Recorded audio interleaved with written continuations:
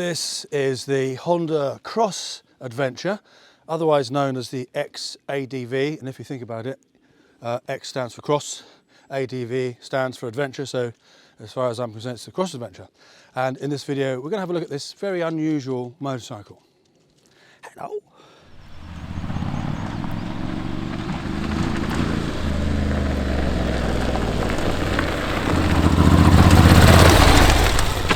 This bike is a cross between an adventure bike and a large capacity scooter. It's got a 750cc engine and the engine sounds really nice. It does sound nice and it goes like S off a shovel. It really is fast, so it's a great engine.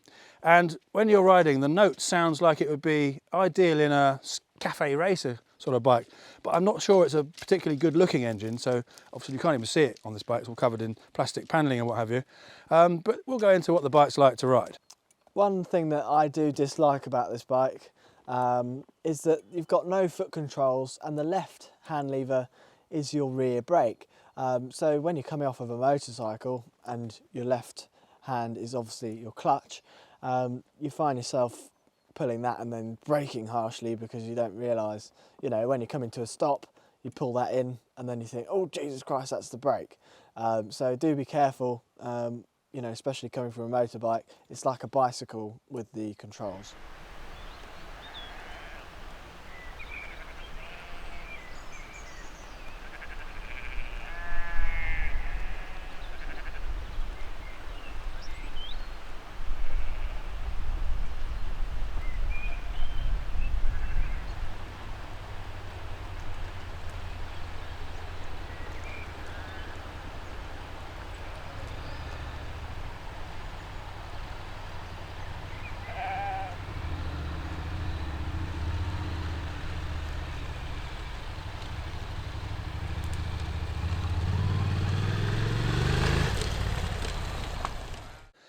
On the road, this bike is really good. It's a very nice road bike, and as I said, it's very fast. It's got great acceleration. It handles quite nicely, so it makes a good road bike. When you get off-road, it's got lots of suspension and what have you. It's got road tyres. I mean, there's just a tiny bit of tread. I found as soon as I hit a muddy, wet track, then it was like hitting ice. It was no grip whatsoever, but it's fine on the dry stuff. So on farm tracks and what have you, it'll be great. So it does what an adventure bike would do, and does what a good road bike would do, and a big scooter. So it's kind of a bit of everything. I'm not sure what you gain by having this open here, because you don't particularly get on like that, although you can. Yeah, so I don't know if you're gaining much by having that, but there must be reasons for that. So it's a bit different. You've got these footboards here instead of pegs. There's no foot control, so you've got no brake or gears. It's got the DCT transmission, so it changes gear on its own. So it's effectively it's an automatic. Well, it is an automatic, but it's very good. It does sort of suit the bike, I think. And on the whole, it's a much nicer bike to ride than you might think.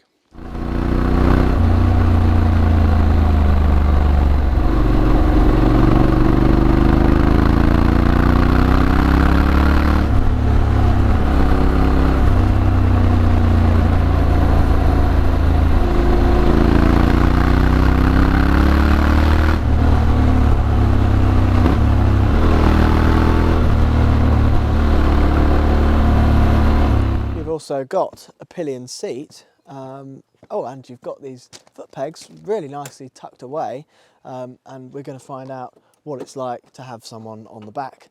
An overly sized man. Feels all right, doesn't it? Actually, it's quite comfortable. You're comfortable on the back. The seat's quite nice and padded.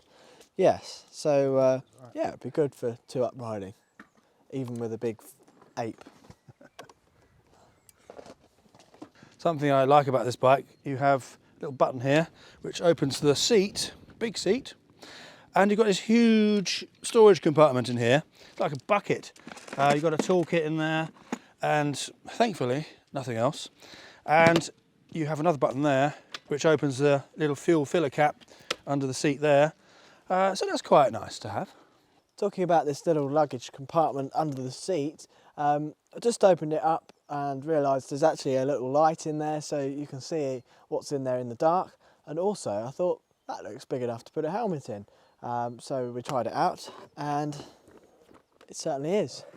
So you can put your helmet in there and then it's locked away safe, so you can go around wherever you've got to, leave your helmet in there and not have to carry it around with you, which is absolutely fantastic. So very, very good amount of storage space under the seat.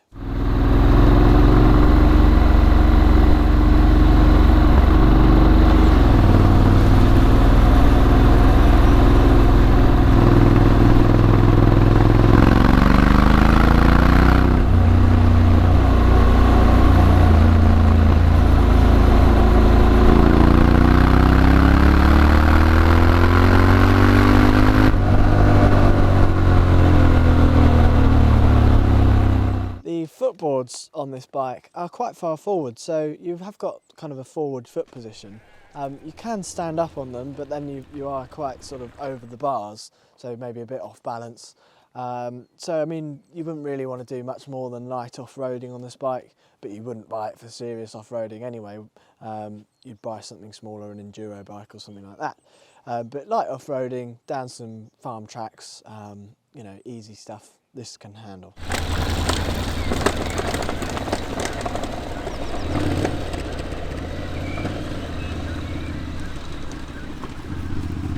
Now, one thing you'll notice about this bike, it's very popular with the girls, as you can see.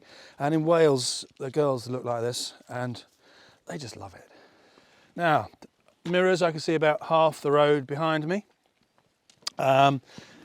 You've got a screen here, which you can adjust with a little dial, and it goes up and down. Let me just do it. It's quite stiff, actually. The thing is, though, with all screens like this, I always find if something happened, you'd end up smashing your head on the screen. So I don't know how good it is or not, really, but it keeps the wind off of you, at least. You've also got a centre stand on this bike, which we've got it on now. And as you can see, you know, if you're not on level ground or hard surface, this bike could easily tip over. So do be careful when using the centre stand. We decided to ride this bike because it's something a bit different to what we normally do. We're mainly into sort of retro, modern classics, cruisers, things like that. So this is different to anything we've ever ridden. So we wanted to find out what it would be like and let you know what it would be like. It's definitely an interesting styling. Not something I'm personally a fan of, but a lot of people do like these sorts of pointy plastic bits and, you know, interesting, crazy looking design. So I'm sure it will go down well, I'm not sure. So let us know in the comments below what you think of this bike. Have you ridden one? What do you think it rides like? And what do you think of the looks of it? Looks are obviously subjective, but personally, I'm not a fan of the looks. Now, the screen, it's keyless ignition, by the way, and there's also another little compartment here. You can put your keys in there. Probably not a good idea to do that, because if you forget they're in there and you walk away, someone will nick your bike. You've got one of these, I think they're called TFT screens. You've got what looks like an analog speedometer and loads of other stuff, so you can flick through different modes and what have you. It's a bit complicated. I mean, I'm not a fan of this sort of thing. Lots of people are. So if you're a gadgety kind of person, and if you like looking at your phone, you'll enjoy looking at this and changing your settings and things like that. Another thing this has got on the handlebars here is a handbrake. You just pull the lever. So if you're on a slope, particularly if you're facing down and you want to put the bike on the stand, normally the bike will just roll down the hill. With this, you just put the handbrake on, put it on the stand, it stays where it is. So that's really good.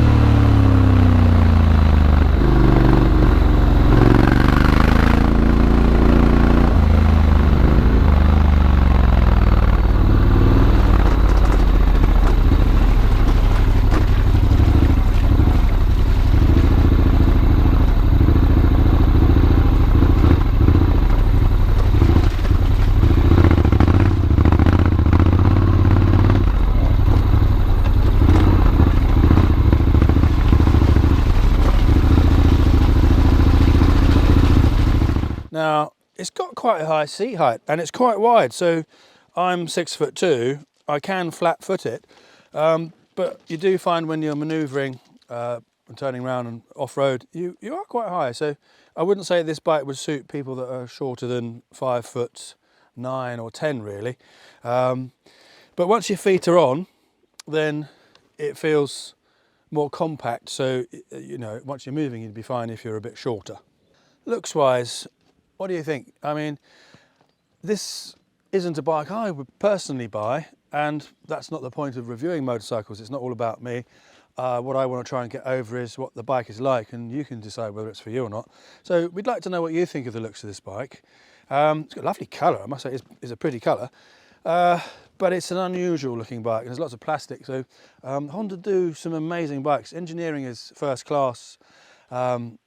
You know, unbreakable engines and what have you, but they are making a lot of bikes that have got a lot of plastic on, and some people have said that the Goldwing even is like a large scooter, even though it's a brilliant bike. So maybe Honda need to just perhaps go back a bit more old school.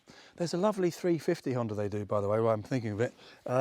Not in this country. It's sort of equivalent to the Meteor or classic Royal Enfield 350.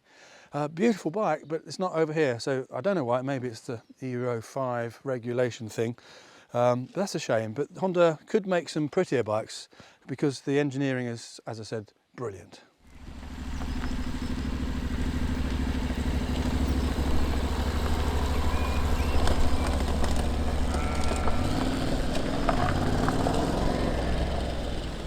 If you've enjoyed the video, please like and subscribe. Helps us out massively. Helps us get the best bikes as sooner. So like the Honda Rebel we've just ridden, we would have liked to do that a year ago maybe, but we've only just been able to get our hands on it. So the more numbers we have, the easier that'll be. Comment below what you think of this bike. Be interesting to see your opinions of it. And if you want to help support us, you can check out our t-shirt store, which is in the carousel below. There's new designs on there all the time. Just put some new really nice ones on there, so make sure you check them out. And if you want to help us even further without buying any clothing, you can see our Buy Me a Coffee site, which will be in the link in the description, and you can buy us a coffee, which goes back into you know, equipment. I've just bought a new camera, so anything from there we put into to make the videos better for you guys.